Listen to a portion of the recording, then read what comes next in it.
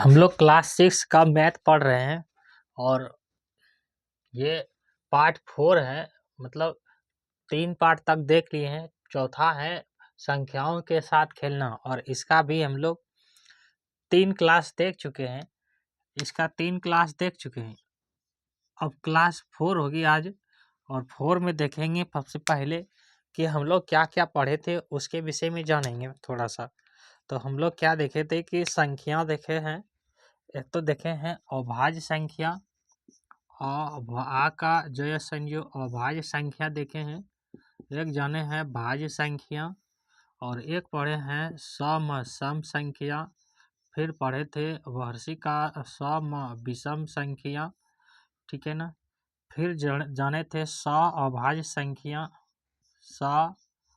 अभाज्य संख्या और फिर पढ़े थे ट्विन संख्या, उसको जो बोलते थे जुड़वा, हाँ, अभाज्य युग्म आ का जय संयोग अभाज्य युग्म जाने थे, जिसका अंतर 2 होता था उसको अभाज्य युग्म बोलते हैं।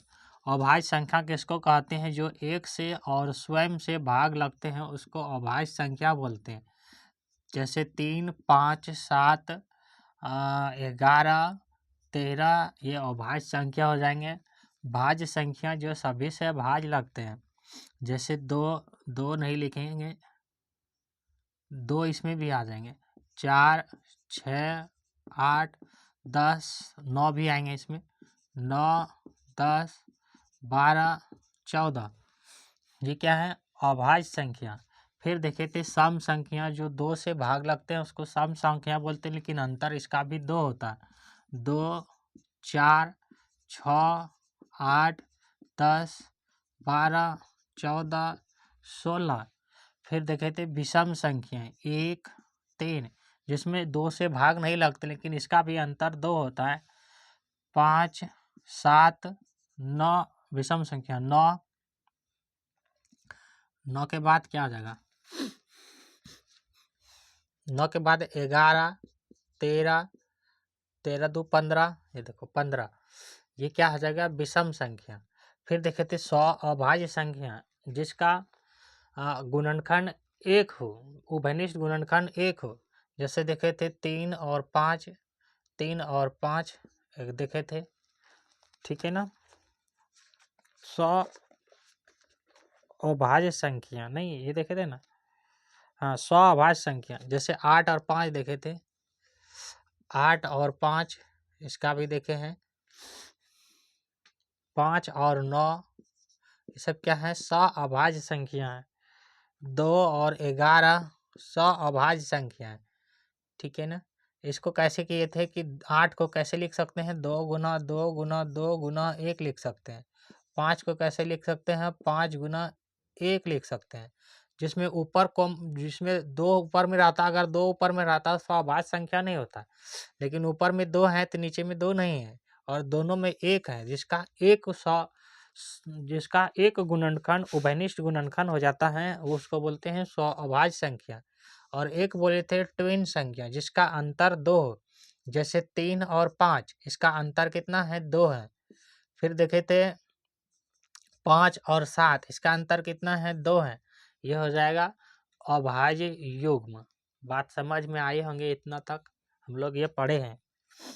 इसके पढ़े थे कौन सा संख्या? तो प्रसंजु आका कौरी का तो प्राकृत संख्या। फिर पढ़े थे पूर्ण संख्या। प्राकृत संख्या कहाँ से होते हैं स्टार्ट? 1 से 2, 3, 4 ये चले जाते हैं। पूर्ण संख्या कहाँ से होते हैं? 0 से 0, 1, 2, 3 ये चलते रहते हैं, ठीक है। ये चीज़ हम लोग ने पढ़ चुके हैं। इसके बाद कुछ और पढ़े थे, जैसे गुणनखंड पढ़े थे। गौरसू का 9 गुणनखंड। तो गुणनखंड किसको कहते हैं? जैसे 12 का गुणनखंड, तो 12 में किससे किससे भाग लगेंगे? तो 1, 2, 3, 4, 6, 12 का, तो ये हो जाएगा 12 का गुणनखंड। फिर कुछ और पढ़े थे गुणज। गौरसू का 9 गुणज को पहाड़ा भी बोलते हैं। गुणज को अपवर्ती भी बोलते हैं, अपवर्ती भी बोलते हैं। इसका मतलब क्या होता है? गुना। जैसे 3 का गुणज पढ़ेंगे तो 3 एका 3, 3 दूनी 6, 3 तिया 9, 3 चौक 12, 3 पचे 15, मतलब उसका पहाड़ा पढ़ देंगे। ये सारे चीज़ हम लोग पढ़ चुके हैं। कुछ सवाल भी बनाए थे, है ना, कुछ सवाल भी बनाए थे।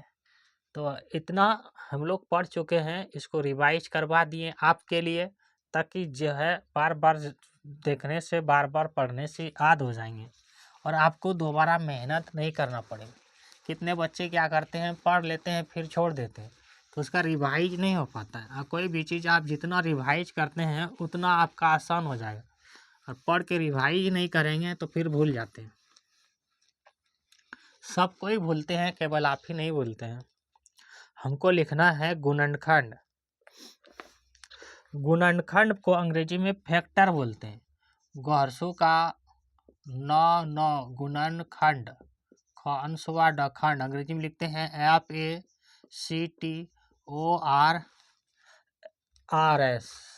फैक्टर। फैक्टर मतलब होता है गुणनखंड। तो एक क्वेश्चन बनाने दिए हैं आपको कि 36 एक क्या है? भाज्य संख्या है, आपको दिखाई पड़ते होंगे, ठीक है ना। इसके गुणनखंड करना है। कैसे? वृक्ष गुणनखंड। इसका कैसा करना है? वृक्ष, वरी का अक्षर, वृक्ष गुणनखंड। वृक्ष गौरसू का 9 गुणनखंड करना है। गुणनखंड निकालिए, नरसी का, का, लरसी का, ये निकालिए। आप कितने तरीके से वृक्ष गुणनखंड निकाल सकते हैं। वृक्ष का मतलब समझते हो? पेड़। पेड़ मतलब ही होता है ना वृक्ष, जिसको गाछ बोलते हैं। वृक्ष को पेड़ बोलते हैं, लिख देते हैं। वृक्ष, वरी का अक्षर, वृक्ष को क्या बोलते हैं? पेड़ बोलते हैं। वृक्ष को गाछ बोलते हैं, गमा का 6 गाछ बोलते हैं। वृक्ष को पौधा बोलते हैं, ठीक है ना। वृक्ष को पादप बोलते हैं, पमा का पादप बोलते हैं। वृक्ष को इतने सारे नाम से, वृक्ष को पेड़ बोलते हैं, गाछ बोलते हैं, पौधा बोलते हैं, पादप बोलते हैं, वृक्ष को ही बोलते हैं। तो वृक्ष गुणनखंड कैसे होते हैं? जैसे कोई यहाँ पे रख लेते हैं, फिर इसको तोड़ते हैं, फिर यहाँ पे कुछ आया, फिर इसको इस तरह तोड़ते हैं, फिर यहाँ पे कुछ आया, फिर इसको यहाँ पे तोड़ते हैं, फिर इसको तोड़ते हैं, फिर इसको यहाँ भी आया तो इसको भी तोड़ते हैं, यहाँ भी आया तो इसको भी तोड़ते हैं। इसी को बोलते हैं वृक्ष गुणनखंड। तो आप 36 को कितने तरीके से तोड़ के बना सकते हैं, उसी को बोलेंगे वृक्ष गुणनखंड। अब मेरा डेस्क किधर गया? कोई देखे हैं तो दीजिए। यही है डेस्क। डेस्क मतलब क्या होता है? मिटाने वाला को डेस्क बोलते हैं, ठीक है ना। जैसे 36 को पहला गुणनखंड लिखेंगे 36, तो 36 को एक बार तोड़ सकते हो आप। 9 गुना 4, 9 चौके 36।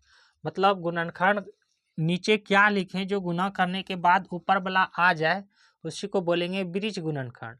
तो 9 को अगर 4 बार पढ़ते हैं, 9 चौके 36, इसको तोड़ना है 36 को। बात को समझो, मेरी बात को ध्यान से समझो, आपको यहाँ पे सबको ही। इसको कैसे लिख सकते हैं? तो 12 तिया 36, बड़का भी होता है 36। इसको और कैसे लिख सकते हैं? 36 लिखे हैं नहीं, 36 को और कैसे लिख सकते हैं? 36 को और लिख सकते हैं 6 गुना 6, 6 गुना 6, 6 छा के 36, है ना। तो जिस तरह मतलब नीचे किस तरह गुना करेंगे जो ऊपर वाला आ जाए, 6 को 6 से गुना करेंगे ऊपर वाला आ जाए, इसी को बोलते हैं वृक्ष गुणनखंड।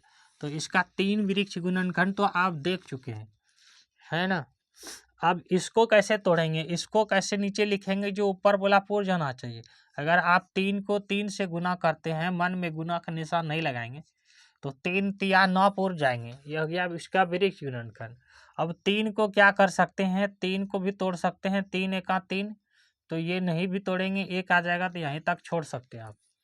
अब इसको भी तोड़ सकते हैं वृक्ष गुणनखंड को। 2 गुना 2, 2 दूनी 4 ऊपर पुर जाएंगे, 2 गुनी 2 ऊपर वाला पुर जाएंगे 4।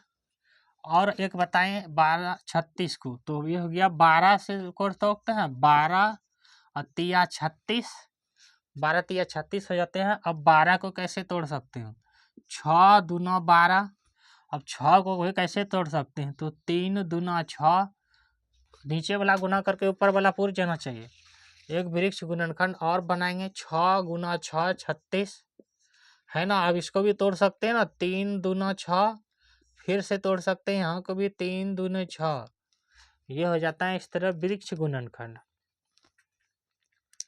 बात तो समझ में आया होगा आपको। वृक्ष गुणनखंड,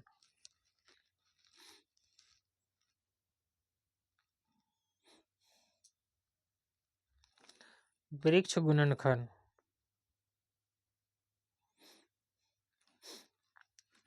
36 का अभाज्य गुणनखंड कौन कौन सा हो सकता है, तो 3 है ना, 2 तो 3 है, यहाँ भी 2 तो 2 है, यहाँ पे 2 तो 3 है, यहाँ भी 2 तो 3 2 है, यहाँ भी 2 तो 3 है, यहाँ भी 2 तो 2 है। तो 36 का अभाज्य गुणनखंड क्या लिख सकते हैं, 36 का अभाज्य गुणनखंड क्या लिख सकते हैं आप, तो देखो 3 इसमें भी हैं तो 3 आ जाएंगे और 3 आ जाएंगे, है ना। तो 3 और 3 इसमें भी आ जाएंगे कॉमन, और 2 गुना 2, 2 गुना 2, मतलब 36 पुराना है किसी भी तरह से। 3 दूना 6, अति सॉरी 3 तिया 9, 9 दूना 18, 18 दूना 36, पुर गया ना 36, पुर गया ना 36। ये हो गया इसका अभाज्य गुणनखंड, 3 तिया 9, 9 दूना 18, 18 दूना 36। बात आ गया होगा समझ में। अब आपको बनाना है, मिटा दें इसे, जगह नहीं है इसलिए मिटाना ही होगा ना। आपको बनाना है और ये 2 सवाल आपके लिए ही हैं, सारे सवाल तो आपके लिए ही हैं। कितना है, 15 है, तो 15 का वृक्ष गुणनखंड कर सभी गुणनखंडों को लिखिए। 15 का वृक्ष बना करके और उसका सभी के गुणनखंड को लिखिए। 15 का वृक्ष बनाइए। 15 का क्या क्या वृक्ष बना सकते हैं, तो एक तो बनाएंगे 5 और 3, 5 तिया 15, और तो कुछ नहीं बनेगा। 15 को और क्या बना सकते हैं, 5 तिया ही 15 होता है, और तो किसी में होता नहीं है। 3 पचे 15 ये हो जाएंगे। तो इसका गुणनखंड क्या हो जाएगा, गरसू का 9 9 गुणनखंड, तो इसका गुणनखंड हो जाएगा 5 और 3। हालांकि इसको और भी लिख सकते हैं 1 गुना 5, इसको भी लिख सकते हैं 1 गुना 3, हालांकि 1 को आना नहीं है हमको। तो इसका गुणनखंड ये हो गया 3 और 5। मतलब गुणनखंड क्या है कि इससे ये 15 भाग चले जाएंगे, ये 5 से भी भाग जाएंगे, 5 तिया 15, 3 से भी अगर 3 पचे 15, ये हो गया। दूसरा नंबर सवाल है आपके लिए, 40 के वृक्ष गुणनखंड बताइए और इसका गुणनखंड लिखिए। इसका गुणनखंड लिखिए, वृक्ष गुणनखंड बताना है और 40 का। तो 40 का वृक्ष गुणनखंड कैसे बना सकते हैं, तो 10 को लिख सकते हैं, 10 चौके 40, बिल्कुल लिख सकते हैं सर, 10 चौके 40। और 10 को कैसे लिख सकते हैं, तो 10 को लिख सकते हैं 5 गुना 2, और 4 को लिख सकते हैं 2 गुना 2, बिल्कुल लिख सकते हैं सर। तो 40 का गुणनखंड ये हो गया वृक्ष गुणनखंड। तो 40 का गुणनखंड कैसे लिखेंगे, गौरसू का 9 9 गुणनखंड देखो, एक तो 10 हो जाएगा, 10 से 40 कट रहे हैं, एक क्या हो जाएगा 4 हो जाएगा, एक क्या हो जाएगा 5 से कट रहे हैं और 2 से, यही हो गया वृक्ष गुणनखंड। ठीक है ना, यही हो गया वृक्ष गुणनखंड। सभी को वृक्ष गुणनखंडों के रूप में लिखिए। ये हो गया वृक्ष गुणनखंड, है ना। 10 से भी भाग जाएंगे, 4 से भी भाग जाएंगे, 5 से भी भाग जाएंगे, 2 से भी भाग जाएंगे। वहाँ पे अभाज्य संख्या बोले थे इसलिए वहाँ पे अभाज्य संख्या पूरा आते हैं, अभाज्य संख्या नहीं बोले। 63 का वृक्ष गुणनखंड बताना है आपको। 3 नंबर सवाल है, सवाल नंबर 3। 63 का वृक्ष गुणनखंड बताना है। तो कैसे करेंगे 63 को? एक तो हो जाता है 9 और गुना 3, 9 सत्ते 63, सॉरी 9 सत्ते 63। इसको लिख सकते हैं 3 गुना 3, और तो किसी टेबल में नहीं आता है 63। तो इसका क्या हो जाएगा, ये किससे किससे बनेंगे इसका गुणनखंड?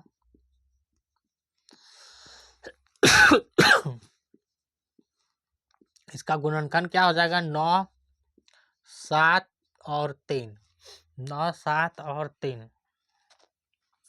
एक है 20 का गुणनखंड लिखिए, 20 का वृक्ष गुणनखंड लिखिए। कैसे तोड़ सकते हैं? 10 दूना 20, और इसको भी तोड़ सकते हैं ना। कैसे तोड़ेंगे इसको? 5 दूना 10। 20 को और भी बना सकते हैं, 4 पंचे 20, 4 को तोड़ सकते हैं 2 गुना 2, है ना। इस तरह बनाया जा सकता है। इसका हो जाएगा 10 5 4, 10 5 4 2। 20 का गुणनखंड क्या हो जाएगा? 20 का गुणनखंड हो जाएगा 10 5 4 और 2, 10 5 4 और 2।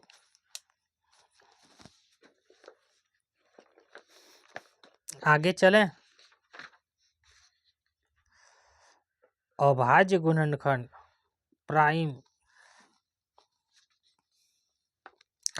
प्राइम गुणनखंड।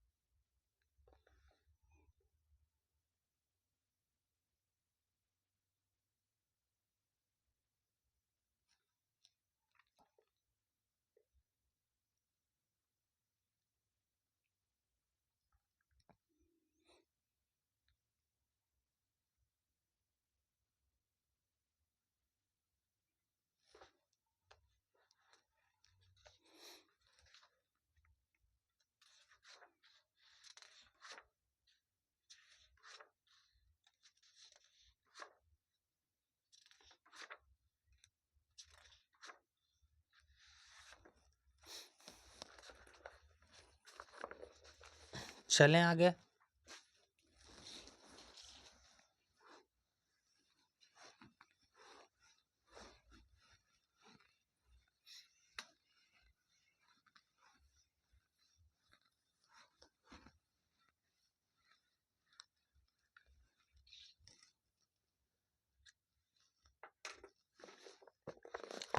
अभाज्य गुणनखंड, अ भ आ का आधज य, अभाज्य गरसु का न न, गुणनखंड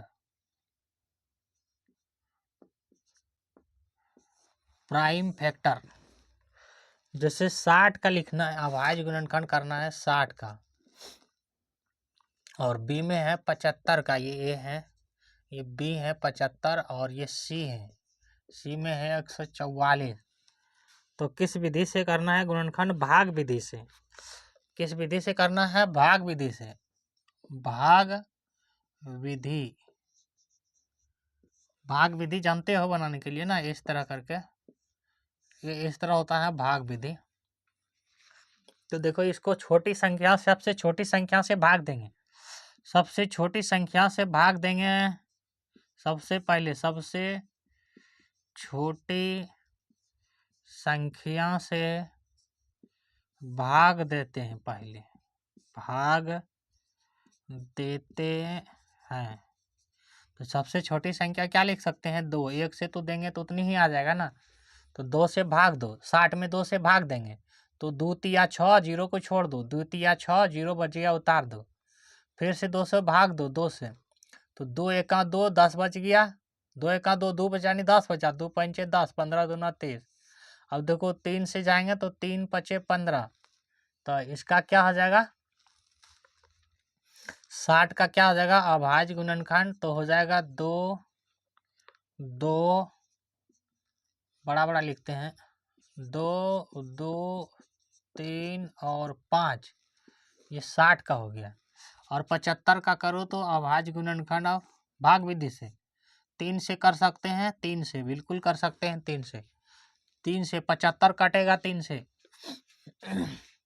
75 कटेगा 3 से, 5 और 7 5 12, 7 5 12 हम बताए थे, जिस 3 उसी से कटेगा जिसका योग 3 के पहाड़ा में हो, तो 7 5 12, 12 3 के पहाड़ा में, यानी ये कटेगा 3 से।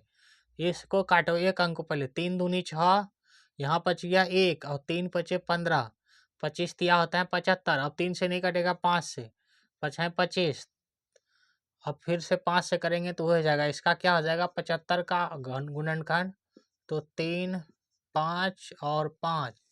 अब 144 का करो, तो 144 का हम क्या बताए हैं कि पहले 2 से देखेंगे, 2 से भाग किस में लगेंगे, तो 2 से उसी में भाग लगेंगे जिसके अंत में 0 हो, 2 हो, 4 6 और 8 हो, ये रहेगा तो भाग लगेगा, 4 तो है, 2 से भाग लगेगा, 7 दूना 14 और 2 दूनी 4, 2 दूनी 4, 7 दूनी 14, फिर से 2 से जाएंगे तो 3 दूनी 6, 1 बचेगा, 6 दूना 12, फिर से 2 से जाएंगे, 3 एका 2 एका 2 और 8 दूना 16, फिर से 2 से जाएंगे, 9 दूना 18, फिर से 3 से जाएंगे 3, तो 144 का क्या हो जाएगा गुणनखंड, तो 2 गुना 2 गुना 2 गुना कैटो है 4 टो, फिर 3 गुना 3, ये हो जाएंगे 144 का गुणनखंड।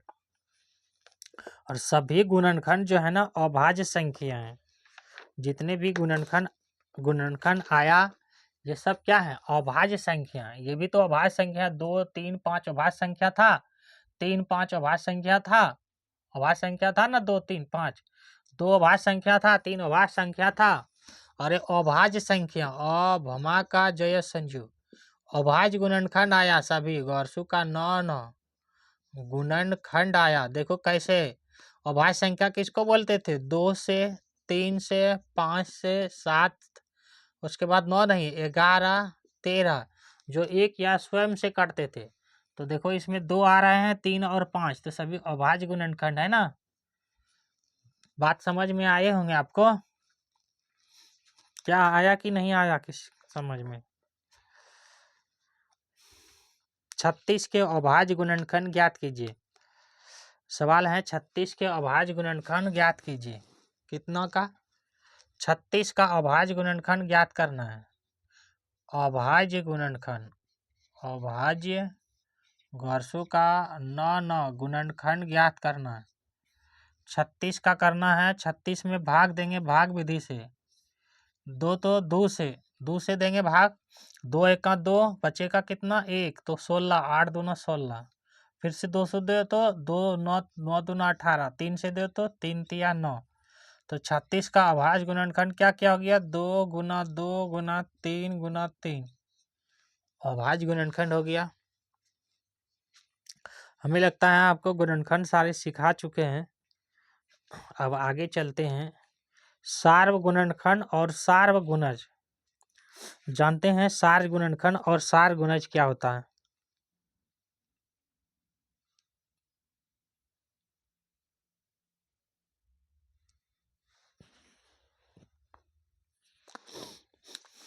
गुणनखंड सीख गए होंगे, बाकी आप बनाएंगे घर में, सारा अगर बनाते चले जाए तो एक क्लास बनाने में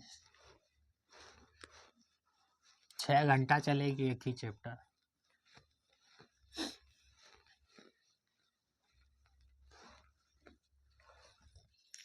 अब पढ़ेंगे सार्वगुणनखंड और सार्वगुणज। सार्वगुणनखंड एवं सार्वगुणज,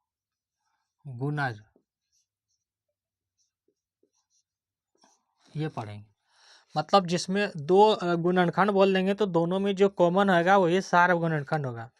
पहला नंबर है कि 6 और 8 के गुणनखंड क्या हो जाएंगे, पहला नंबर सवाल है 6 और 8 के गुणनखंड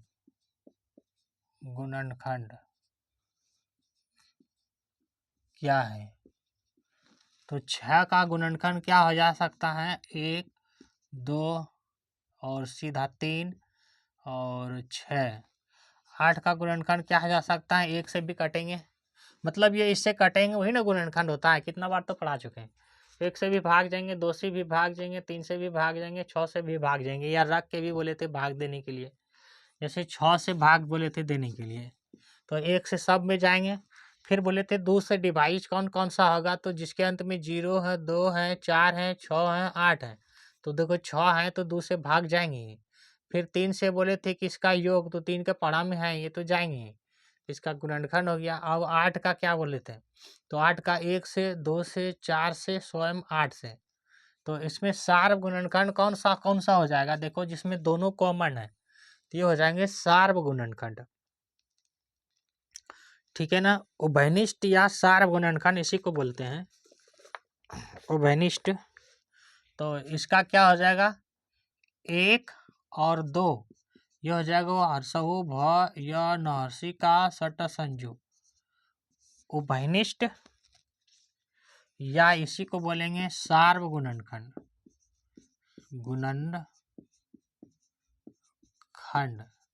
बात समझ में आ गया होगा आपको, ठीक है ना। सार्व गुणनखंड इसी को बोलते हैं। एक सवाल और बना लो ताकि समझ में आ जाएगा।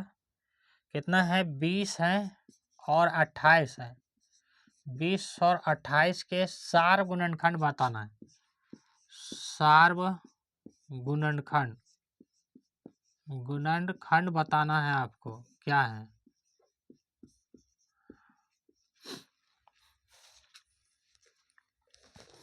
20 किससे किससे भाग जाएंगे वो देखो, 20 किससे भाग जाएंगे, 1 से तो सब में जाएंगे सर, 2 से जाएंगे, 2 एका 2, 4 से चार का खोड़ा में 20 है, 4 4 पंचे 20, 5 में है 20 बिल्कुल है, 6 में 20 नहीं है, 7 में नहीं है, 10 में है 20 और स्वयं 20 में है, ये हो जाएगा। और 28 का देखो तो किसके किस में है, 1 से जाएंगे, 2 से जाएंगे, जिसके अंत में 8 हो भाग जाएंगे 2 से, 3 से नहीं जाएंगे, ये 3 से 3 का खोड़ा में नहीं है, 4 से भाग जाएंगे, 4 से 4 सते 28 में है, और 7 से भाग जाएंगे, इसमें 7 चौके 28 होता है, 9 से नहीं, 10 से नहीं, 14 से, 14 दूना 28 और स्वयं 28 से।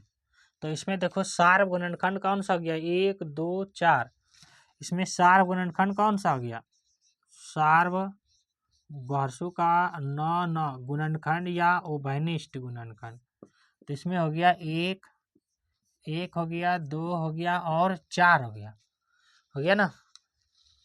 समझ में आ रहा है कुछ आपको, समझ में क्यों नहीं आएगा, क्योंकि कितनी बार तो ये सब चीज पढ़ा चुके हैं, तो मान लीजिए कि रिवाइज ही हो रहे हैं, है ना, एक तरह से रिवाइज ही हो रहे हैं आपके लिए। सार्व गुणनखंड, चलें आगे।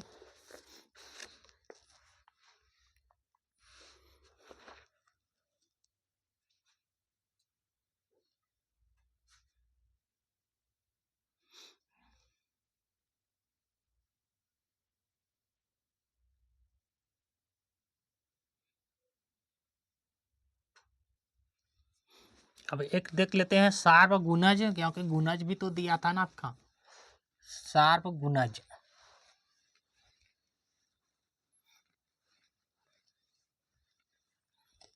सार्व गुणज देख लेते हैं। 8 और 12 के गुणज क्या है, 8 और 12 के गुणज, गौरसु का 9 गुणज क्या है। तो क्या 8 का खड़ा को कोई जानता है कोई क्या यहाँ पे, बिल्कुल जानता है 8 का, 8 8 दूना 16, 8 तिया 24, 8 चौके 32, 8 पंचे 40, 8 छक 48, 8 सते 56, 8 8 64, 8 9 72, 8 धन 80। 12 का टेबल क्या जानता है, 12 एका 12, 12 दूना 24, 12 तिया 36, बरचौक 48, 12 पंचे 60, बरछाक 72, बरसते 84, बरठे 96, बरनमा 78 से, 12 धंग 20 से। अब इसमें सार्व गुणज कौन कौन आया? सार्व गुणज गौरसु का नज गुणज के क्या आया? तो जो दोनों में कॉमन होगा वही सार्व गुणज हो जाएगा। देखो इसमें 8 नहीं है, 24 तो दोनों में है, देखो 24 हो जाएगा। 48 देखो दोनों में है तो 48 हो जाएगा। 72 दोनों में है तो 72 हो जाएगा सार्व गुणज। हमें लगता है अब आप लोग को समझ में आ गया होगा।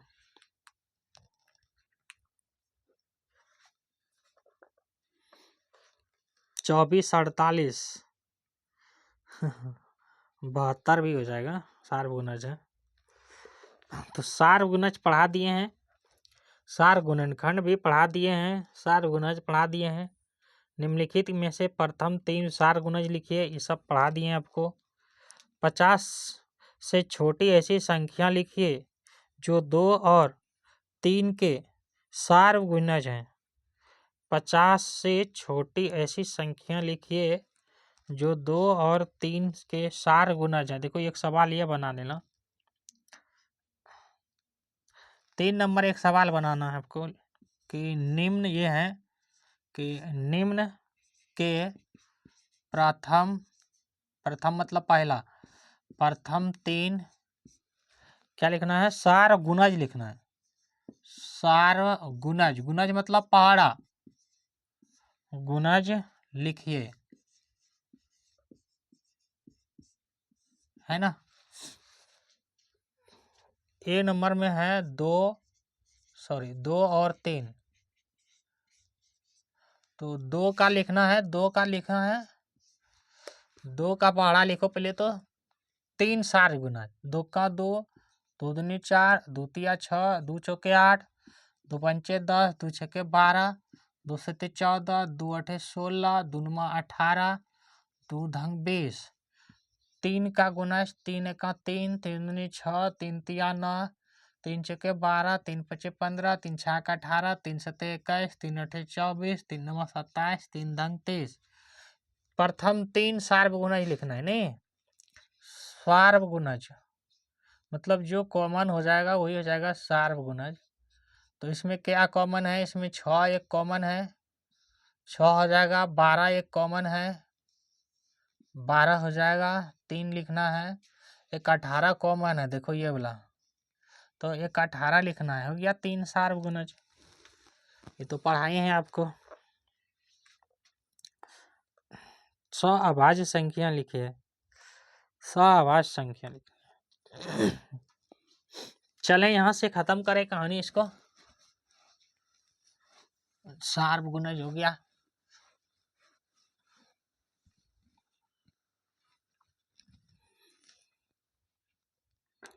एक सवाल है कि 50 से छोटी सभी संख्याओं को लिखिए जो 2 और 3 के गुणज हो।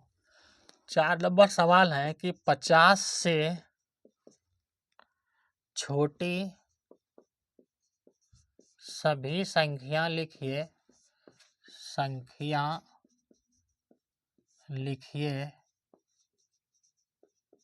जो 2 और 3 के सार्व गुणज हो। 2 और 3 के क्या हो? सार्व गुणज हो, गुणज हो। तो सार्व गुणज क्या हो जा सकता है? 50 से छोटी संख्या लिखना है तो 2 का गुणज ही देख लो। 50 से छोटी क्या होगा? 2, 4, 6, 8, 10, 12, 12 के बाद 14, 16, 18 और 20। 3 का क्या आ जाएगा गुणज? तो 3, 6, 9, 12, 15, 18, 21, 24, 27, 23। जिसमें सार्व गुणज हो 50 से छोटी संख्या कौन सा हो जा सकता? 3 का सार्व गुणज 50 से छोटी, तो एक तो 6 और 9, 50 से छोटी लिखना है। 50 से छोटी, बड़ी तो होगा नहीं, तो क्या हो जाएगा, एक 6 हो जाएगा, एक 12 हो जाएगा, एक 18 हो जाएगा, और तो कोई है नहीं। ये हो जाएगा सार्वगुणज। वही तो सवाल था, घुमा फिरा के खाली लैंग्वेज बदल दिया है। अभाज्य संख्या भी निकालने के लिए हमने बताए हैं आपको। लिखना है अभाज्य संख्या, कौन कौन सी अभाज्य संख्या है। अच्छा, ये सवाल आपको बनाना है 5 नंबर कि कौन सी संख्याएं क्या है, अभाज्य संख्या है,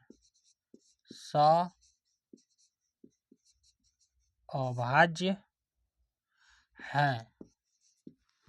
कुछ सवाल है, 5 से 4 सवाल हैं, इसको मिटा देते हैं।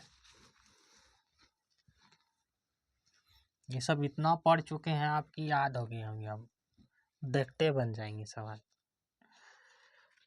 पहला नंबर सवाल 1 नंबर में है 7 और 16।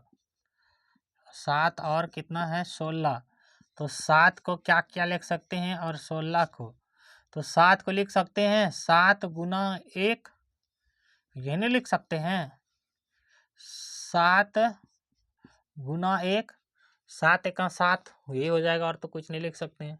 16 को क्या क्या लिख सकते हैं, तो 2 गुना 2 गुना 2 गुना 2, 2 दूनी 4, 4 दूना 8, 8 दूना 2 दूनी 4, 4 दूना 8, 8 दूना 16 गुना 1। तो ये तो है अभाज्य संख्या है, जिसका गुणनफल दोनों का 1 आ जाए, वो क्या है, अभाज्य संख्या है। तो ये तो अभाज्य संख्या है। 2 नंबर में देखना, तो 2 नंबर में है, एक तो है 17 और एक है 18। 17 और 60 8 68, देखा, इसको बनाना है। 17 को क्या लिख सकते हैं, तो 17 गुना 1 लिख सकते हैं, और 68 को क्या लिख सकते हैं, ये हाँ, ये आपको सोचना है 68 को कैसे लिख सकते हैं। तो 68 को कैसे तोड़ सकते हो आप,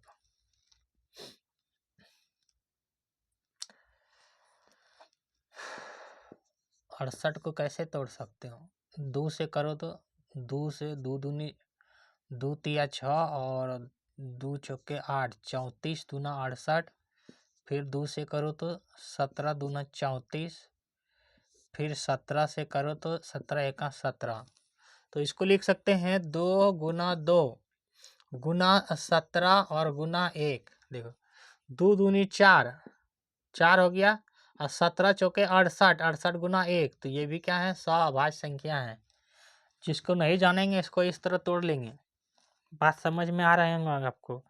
15 और 37 को देखो, तो सवाल नंबर 3 है 15 और 37। 15 और 37, 37। 15 को कैसे लिख सकते हैं, 3 गुना 5 गुना 1, 5 गुना 3 गुना 1, 5 दिया 15 गुना 1। और 37 को कैसे लिख सकते हैं, तो 37 और गुना 1, तो ये भी क्या है, अभाज्य संख्या है। 4 नंबर सवाल क्या लिखे हैं, 4 नंबर सवाल है 16 और 81। 16 है और 81, क्या ये अभाज्य संख्या है, ये देखना है। तो 16 को क्या लिख सकते हैं, तो 2 गुना 2 गुना 2, 2 दूनी 4, 4 दूना 8, 2 दूनी 4, 4 दूना 8, 8 दूना 16 गुना 1, ये भी है। 81 को क्या लिख सकते हैं, तो 81 को देखो तोड़ के, तो 81 को कैसे लिख सकते हैं, 3 से भाग जाएंगे कि नहीं जाएंगे, कैसे बताए थे, इसका योग 3 का पाराम हो, तो 8 1 9 3 से जाएंगे। 3 से देखो, 3 दूनी 6, 3 दूनी 6 बचेगा 2, और 3 नमा 27, 7 बार में 7 या 21 नहीं जाएगा। 3 दूनी 6 कितना बच गया, 2 21, 9 तिया 27 होता है, 27 21, हाँ 21 7 बार में। फिर से 3 से देखो, तो 3 से हो जाता है 9 तिया 27, फिर से 3 से देखो, 3 तिया 9, और 1 तो भाग जाएगा ही, 1 तो 1 से भाग जाएंगे, 1 3 से 1 बार में। तो इसका हो जाएगा 3 गुना 3 गुना 3 गुना 3 गुना 1। तो ये भी 100 अभाज्य संख्या है। ठीक है, इतनी चीज समझ में आ गया होगा। एक संख्या 3 और 4 दोनों से विभाजित है, वह कौन सी अन्य संख्या से यह सदैव विभाजित होगी? कि एक संख्या 3 और 4 दोनों से विभाजित है, हाँ, कौन सी अन्य संख्या से यह सदैव विभाजित होगी? 3 और 4 से विभाजित है, जैसे 12 3 और 4 से विभाजित है दोनों से, और फिर वो किससे सदैव विभाजित होंगे? अन्य संख्या से। तो स्वयं 12 से हमेशा विभाजित होंगे, अति 6 से भी हमेशा विभाजित होंगे वो। जैसे 3 और 4 से बोल रहे हैं विभाजित है, तो हम 12 ले सकते हैं, 4 तिया 12। तो ये 4 से विभाजित है, 3 से विभाजित है, लेकिन 6 से सदैव विभाजित है। ये 6 से सदैव विभाजित है, यही पूछ रहे हैं। तो ये 12 हो जाएंगे इसके लिए। कितना है? 4.2। 4.2 का है 6 नंबर। 4.2 का है 6 नंबर। सवाल का आंसर कभी देख भी नहीं कर रहे हैं आप लोग का। 4.6 का 6 नंबर, 4 तिया 12 वही हो जाएंगे। ठीक है ना? इतनी सारे सवाल बना दिए हैं आपको।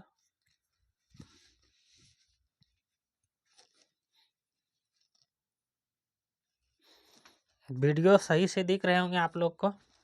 तो अब चलेंगे महत्तम समावर्तक और लघुत्तम समावर्तक। हम लोग संख्याओं के साथ खेल रहे हैं ना, तो जितने भी टॉपिक आएंगे तो सब के साथ खेलेंगे, है ना? किसी को बोरिंग तो नहीं लग रहा है कि सर अब छोड़ दीजिए?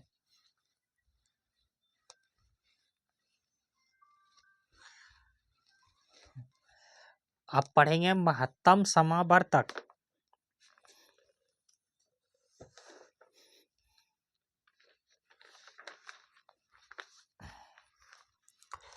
लिखना है महत्तम, म ह तत संजू म, महत्तम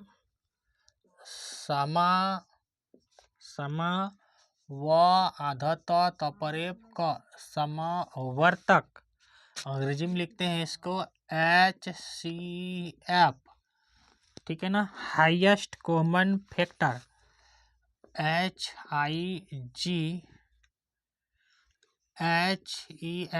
हाईएस्ट कॉमन, सही से लिखो, COMMON, कॉमन फैक्टर, FACT है, OR फैक्टर। फैक्टर मतलब बताए थे कि जो तोड़ रहे हैं उसी को फैक्टर, और गुणनखंड को फैक्टर बोलते हैं। हाईएस्ट मतलब बड़ा, कॉमन मतलब कॉमन। महत्तम समावर्तक को हिंदी में म स लिखते हैं। हिंदी में कैसे लिखते हैं? शॉर्ट में म शून्य और स शून्य, म स। ठीक है ना? इसका मतलब होता है हाईएस्ट कॉमन फैक्टर, जो बड़ी से बड़ी कॉमन होता है ना, उसी को बोलते हैं महत्तम समावर्तक। जैसे 12 के गुणनखंड कीजिए, घरसू का 9 गुणनखंड कीजिए 12 के, और 16 के गुणनखंड कीजिए। किसके? 16 के गुणनखंड कीजिए। और इसमें देखिए कि हाईएस्ट कॉमन फैक्टर कौन आ रहा है। देखिए इसमें हाईएस्ट कॉमन फैक्टर कौन आ रहा है? HCF को कहीं कहीं GCD भी बोलते हैं। HCF को क्या बोलते हैं? और नाम GCD। G से होता है greatest, GREATEST, greatest common, COMMON, common divisor, divisor, DIVISOR, divisor. ये HCF का ही होता है दूसरा नाम। GCD, ग्रेटेस्ट,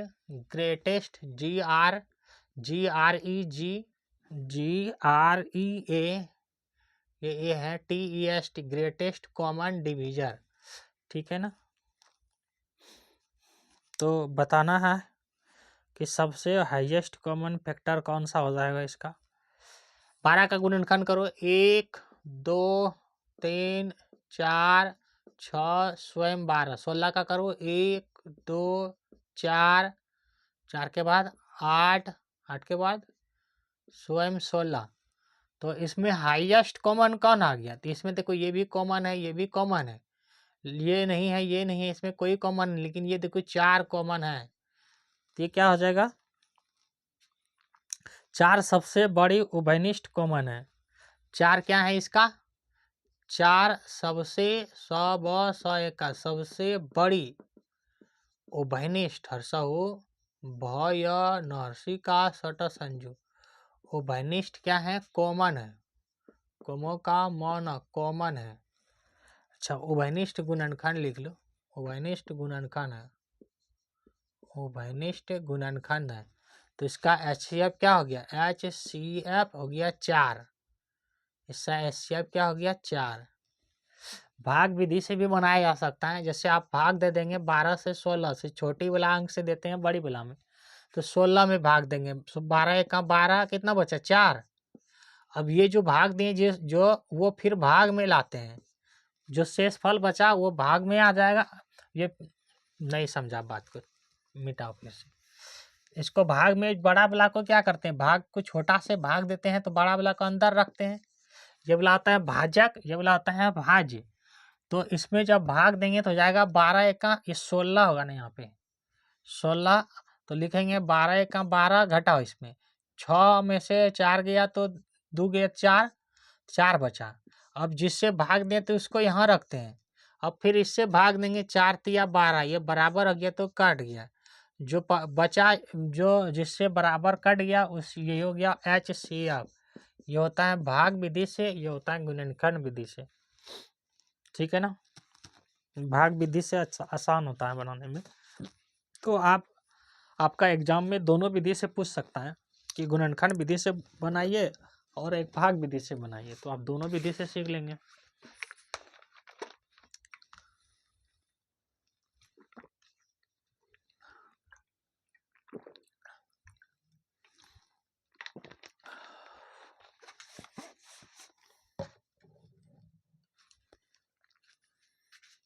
चलें आगे।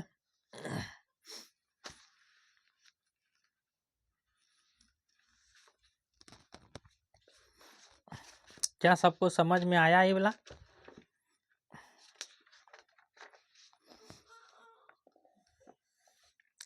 कुछ सवाल नहीं बनाने के लिए आपको?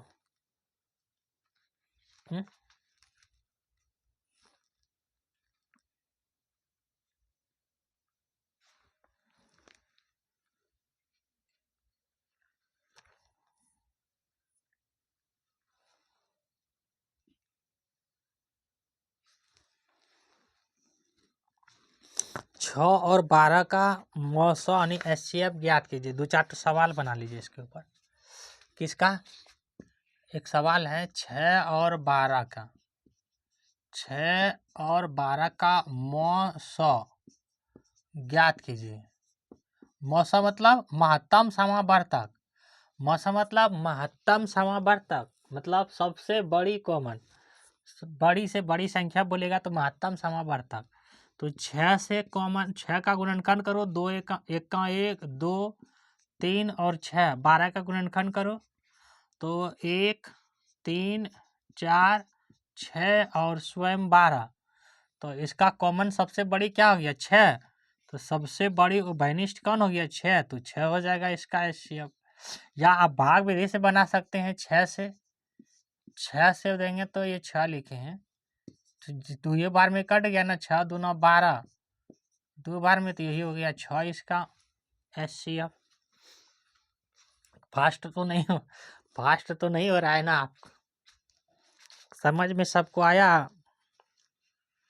समझ में नहीं आया तो एक सवाल और लिखो। 10 और 14 के मौसम HCF। दूसरा सवाल है 10 और 14 के HCF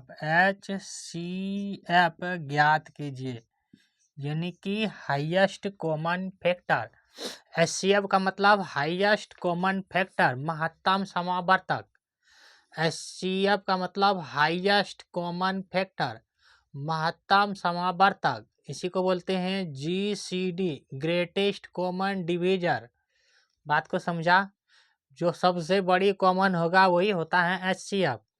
तो 10 का गुणनखंड करो, क्या लिख सकते हैं? 1 2, 1 से भी भाग जाएंगे, 2 से भी भाग जाएंगे, 5 से भी भाग जाएंगे 10 में, और सीधे 10 से भाई भाग जाएंगे। अब 14 का देखो तो 14 का 1 से भाग जाएंगे 14 में, और 2 से भाग जाएंगे 14 में, 7 से भाग जाएंगे 14 में, स्वयं 14 से जाएंगे। अब सबसे बड़ी कॉमन इसमें क्या आ गया?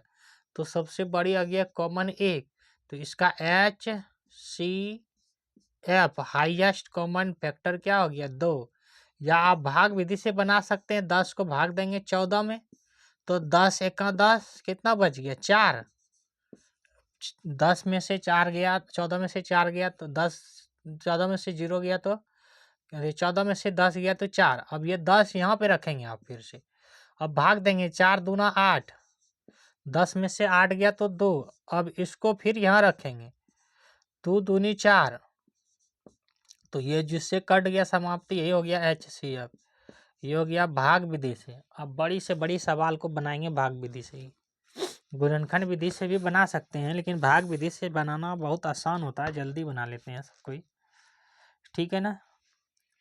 तो गुणनखंड विधि से भी सीख चुके हैं हम लोग, क्या नहीं सीखे गुणनखंड विधि से?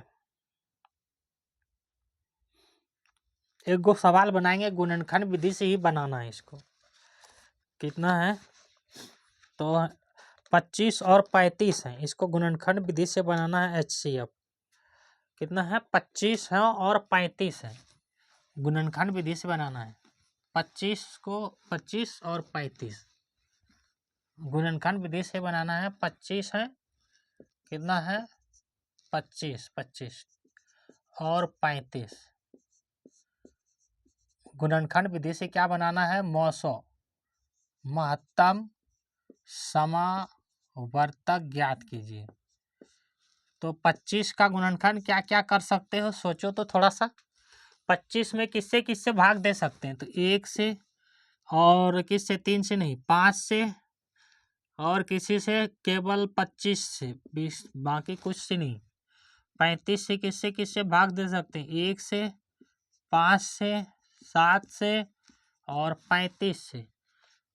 7 पचे 35 होता है ना, और 7 5 सते 35, 7 पचे 35। तो जो सबसे ज्यादा कॉमन आ गया, बड़ी कॉमन है, क्या आ गया? सबसे बड़ी कॉमन क्या आ गया? सबसे बड़ी उभयनिष्ठ गुणनखंड, उभयनिष्ठ गुणनखंड हो गया 5। तो यही हो गया HCF। HCF highest common factor, highest common factor HCF। महत्तम समावर्तक, महत्तम समावर्तक, बार बार बोल रहे हैं इसलिए कि याद हो जाए, ठीक है ना। अब पढ़ेंगे अभाज्य गुणनखंड। अभाज्य गुणनखंड विधि से भी बनाया जा सकता है महत्तम समावर्तक। तो अभाज्य विधि से क्या बनाएंगे? महत्तम समावर्तक। किस विधि से बनाएंगे? अभाज्य विधि से। मिटा देते हैं इसको।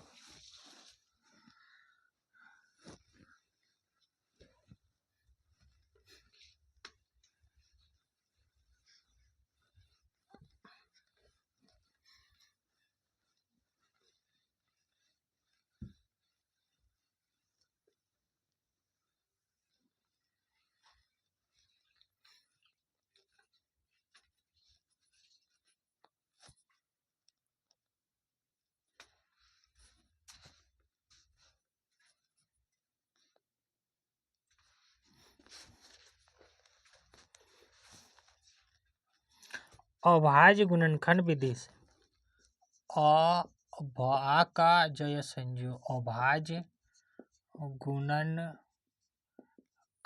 विधि, इससे भी बनाएंगे एक सवाल। 24 और 42, पहला नंबर से है 24 तथा 42 का मौसा ज्ञात कीजिए अभाज्य गुणनखंड विधि से। तो गुणनखंड करेंगे, 24 का गुणनखंड करो, दो तो दो से, तो दो एका दो और दो दूनी चार, 12 बार में दो से, 6 दूना 12, दो से 3 दूना 6, है ना। तो 24 का गुणनखंड कौन कौन हो गया? 24 का गुणनखंड हो गया 2 2 2 2 और क्या हो गया 3, यही ना हो गया। 2 गुना 3। अब 42 का गुणनखंड करो तो 2 से करो पहले तो, 2 से 2 दूनी 4, 2 एका 2, 3 से करो तो 3 सते 21। तो 42 का गुणनखंड क्या हो गया? 2 3 और 7। तो इसका गुणनखंड कौन सा आ जाएगा? कौन कौन कॉमन आ रहा है इसमें? तो एक तो 2 आ रहा है, इसमें 2 आ रहा है, इसमें भी 2 और 2 आ रहा है, जिसमें दोनों कॉमन हो वही होता है अभाज्य गुणनखंड। ये अभाज्य संख्या था ना, 2 3 5 7 अभाज्य संख्या था। तो इसका क्या हो जाएगा गुणनखंड? तो इसका एचसीएफ हो जाएगा 24 तथा 42 का एचसीएफ हो जाएगा 2 गुना 3 बराबर 6। भाग विधि से बना सकते हो उसको। बात समझ में आया होगा आप। अब ये एक और सवाल है अभाज्य विधि से गुणनखंड विधि निकालने के लिए। कितना है? 72 है। सवाल है 72। अच्छा कट करो इसको। 72 है और कितना है? 108 है और तथा 180 का मौसा निकालना है। 180 का मौसा ज्ञात करना है। महत्तम समवर्तक ज्ञात करना है। जो बनाएंगे उसको 4 जिलेबी खिलाएंगे। तो 72 को भाग दो पहले। कैसे करेंगे? 2 से भाग जाएंगे सारे में, 2 से सारे में भाग जाएंगे। देखो तो तुम लोग जाएगा कि नहीं जाएगा। 2 से भाग दो, 2 से भाग देंगे, 2 6 भाग देंगे 7 में से 6, तो 2 तिया 6 एक बचा, तो 4 तिया 12, 34 दूना होता है 72। फिर से 2 से देखो, 2 एका 2 और 7 दूना 14, है ना। कहीं फंस तो नहीं गया ना? 72 हो जाएगा। 36 दूना 72, 4 कैसे होगा? 2 से कर दिया तो 12 तो 6 होगा ना। अब देखो 2 एका 2 और 8 दूना 16, 2 से फिर से देखो 9 दूना 18, 3 से देखो 3 तिया 9। तो 72 का क्या क्या हो गया गुणनखंड? 2 गुना 2 गुना 2 गुना 3 गुना 3। 108 का करो, 108 का करो तो 2 से, तो 2 पंचे 10 और 2 दूनी 4 दूनी 8, फिर से 2 से करो तो 2 दूनी 4 और 7 दूनी 14, 3 से करो तो 9 तिया 27, 3 से करो तो 3 तिया 9। तो 108 का गुणनखंड कौन कौन हो गया? 2 गुनी 2 गुनी 3 गुनी 3 गुनी 3। समझ में आ रहा है कि नहीं हो रहा है पता नहीं आपको। भाग देने के लिए सीखो ना। 2 पंचे 10, 10 था ना, तो 2 पंचे 10 दिए, बच गया 8, तो 2 दूनी 4 दिए, तो 2 दूनी 4 दिए, अति सॉरी 2 चौके था, 4 दूनी 8 हो गया। फिर से 2 से दिए तो 2 दूनी 4, यहाँ एक बचा मन में, तो 7 दूनी 14, 27 दूनी 54 होता है। अब 3 से देखो भाग जाएंगे। 3 से कैसे जाते हैं तुरंत पकड़ लेना चाहिए आपको, कई बार बताए। 7 2 9, तो 3 का पहाड़ा 9 के योग है, 9 तिया 27 होता है। अब 3 तिया 9 हो जाएगा। तो इसका हो गया 2 केट हो गया 1 2 1 2 1 2 3, तो 1 2 3 ये हो गया गुणनखंड। 180 को करो तो 180 को जो है करना है 2 से हो जाएगा। 9 दूना 18 0 हो जाएगा। 9 दूना 18। अब फिर से 2 से करो तो 2 से फिर से जाएंगे।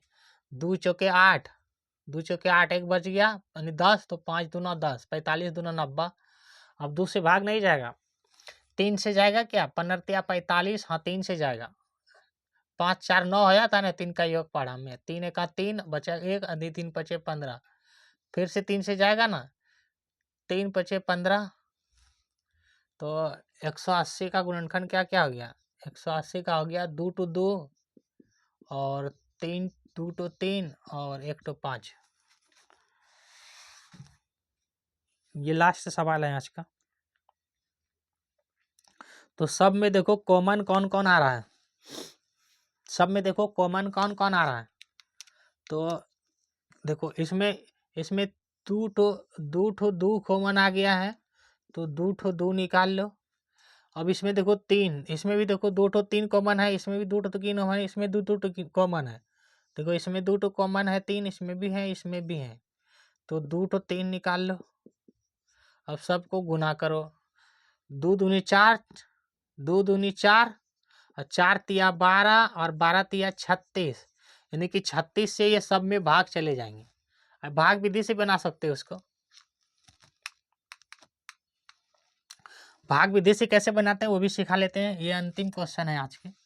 जैसे बड़ी वाला संख्या रख लेंगे, 108 रख लेते हैं, है ना।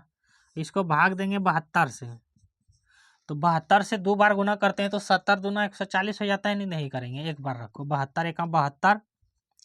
अब इसको घटाओ, 8 में से 2 गया, कितना बचा 6, और यहाँ पे 10 में से 3 गया, कितना बचा 10 में से 7 गया 3। अब ये वाला यहाँ रखते हैं फिर से, तो 36 दूना 72 2 बार में, तो HCF क्या आ गया 36। अब इसी से 180 को भाग दो, तो 180 को भाग देंगे फिर से 36 से, तो 36 को कितने बार गुना करेंगे तो 180 आ जाएगा। देखो 5 से करो गुना, तो 5 से 6 पंचे 30 करी 0 हासिल 3 और 5 तिया 15 3 18, ये भी तो कट गया। HCF क्या आ गया 36। इतना करना भी नहीं पड़ा, HCF निकल गया। लेकिन ये आपका एग्जाम में पूछ सकता है, ये वाला बताइए या ये वाला बताइए, गुणनखंड विधि से बताइए या भाग विधि से बताइए। ये आपके क्वेश्चन एग्जाम में इस तरह भी पूछ सकते हैं, इस तरह। इसलिए आपको दोनों जानना है। विभाजन विधि हम आपको बता ही दिए, मौसा निकालने के लिए विभाजन विधि बता दिए आपको, ठीक है। एक दो कल बता देंगे और विभाजन विधि से फिर लघुत्तम बताएंगे। डिविजिबिलिटी का रूल हालांकि अधिकतर आपको हम बता ही दिए हैं, डिविजिबिलिटी का रूल सवाल बनाते समय। विभाजन का रूल कि कौन किससे विभाजित होगा हम आपको बताते जा रहे हैं।